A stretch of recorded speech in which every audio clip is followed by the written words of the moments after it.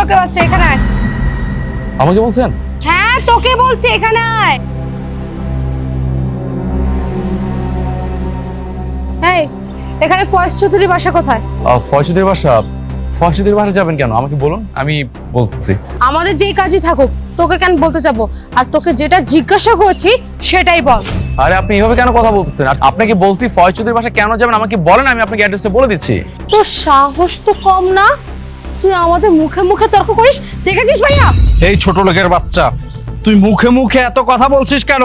হ্যাঁ, তোকে আমার বোন যেটা কোশ্চেন করেছে সেটার অ্যানসার দে। ফয়েজ চৌধুরীর বাসা কোথায় সেটা বল। আমি তো বললাম, আমাকে আপনি বলেন যে ওনার বাসায় কি কাজ, আমাকে বললে আমি আপনাকে অ্যাড্রেসটা বলে দিব। কিন্তু তা না বলে আপনি আমার সাথে খারাপ ব্যবহার করতেছেন কেন? এই তোর মতো 2 টাকার ছোট লোকের বাচ্চা কৃষককে আমি কি বলবো রে? শোন, তোকে যেটা জিজ্ঞাসা করেছি ফয়েজ চৌধুরী বাসা কোথায় সেটার অ্যানসার তুই দে, বুঝতে পেরেছিস? এছাড়া কোনো বাড়তি কোশ্চেন করবি না। তোকে যেটা বলতে বলেছি সেটাই বল। আমি বলবো না। আমি কেন বলবো? আপনাদের প্রয়োজন আপনারা খুঁজে নেন না। আর আমি কি আসছি আপনাকে বলতে, আমাকে ক্ষেত থেকে উঠায় নিয়ে আসছেন জিজ্ঞেস করতে যে ফয়সুদের বাসা কোথায়? আর যেহেতু আপনাদের এতই প্রয়োজন আপনারা নিজে খুঁজে নেন না। এই ফকিন্নির বাচ্চা, তোকে এতক্ষণ আমি কিচ্ছু বলি নাই। আমি কে তুই জানিস? আমি তোর কি করতে পারি? আপনি কে সেটা চেনার বা জানার কোনো ইন্টেনশন আমার নাই, ঠিক আছে?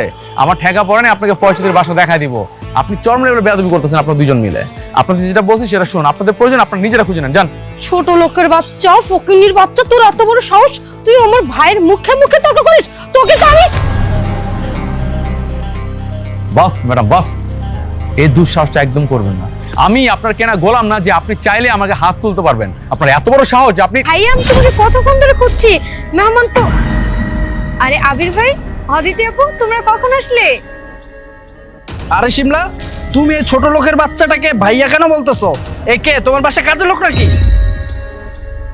আপনারা এসব কি বলছেন? উনি তো আমার ভাইয়া ফয়েজ চৌধুরী। হোয়াট? উনি ফয়েজ চৌধুরী? কি বলছো এসব বাজে বাজে কথা? আর উনি যদি ফয়েজ চৌধুরী হয়ে থাকে তাহলে এখানে খেতে কাজ করছে কেন? হ্যাঁ তাই তো, উনি যদি তোমার ভাই হয়ে থাকে তাহলে খেতে কেন কাজ করতেছে? আমি তো কিছুই বুঝতেছি না। আমি বলছি, আসলে হচ্ছে কি, আমি গত সপ্তাহে লন্ডন থেকে পড়াশোনা শেষ করে আসছি। আর সকালে ঘুম থেকে উঠে দেখলাম যে আমাদের সবজি ক্ষেতটা ময়লা হয়ে আছে, সেখানে ঘাস জমে আছে। তাই ভাবলাম নিজের কাজটা নিজে করি, পরিষ্কার করি। আসলে লন্ডনে হয় কি, সবাই নিজেদের কাজ নিজেরাই করে, তাই আমার অভ্যাস হয়ে গেছে। আর আমি খুব ভালো করে জানতাম যে আজকে সকালবেলা আপনি আর আপনার বোন আমাকে দেখার জন্য আসতেছেন। আর তাই ইচ্ছে করে এইসব ড্রেস পরে এখানে দাঁড়িয়েছিলাম। আর আপনাদেরকে একটু পরীক্ষা করা উচিত যে আপনারা গরিব মানুষকে কিভাবে সম্মান করেন, তাই না? আর দেখুন, সবকিছু আমার চোখের সামনে।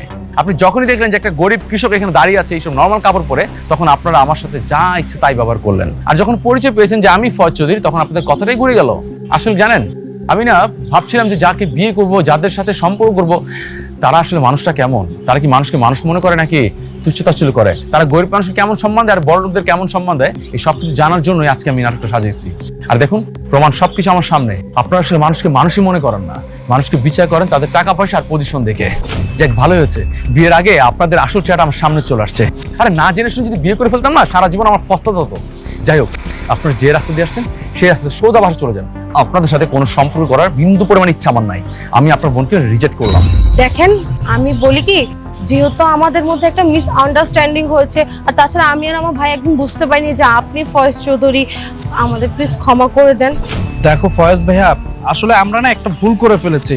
আমরা যদি জানতাম তুমি ফয়েজ চৌধুরী, তাহলে তোমার সাথে এই কাজটা কখনো করতাম না। প্লিজ আমার বোনটাকে তুমি বিয়ে করো, তুমি রিজেক্ট করো না ওকে। দেখুন ভাইয়া, কথা বাড়িয়ে কোনো লাভ নাই।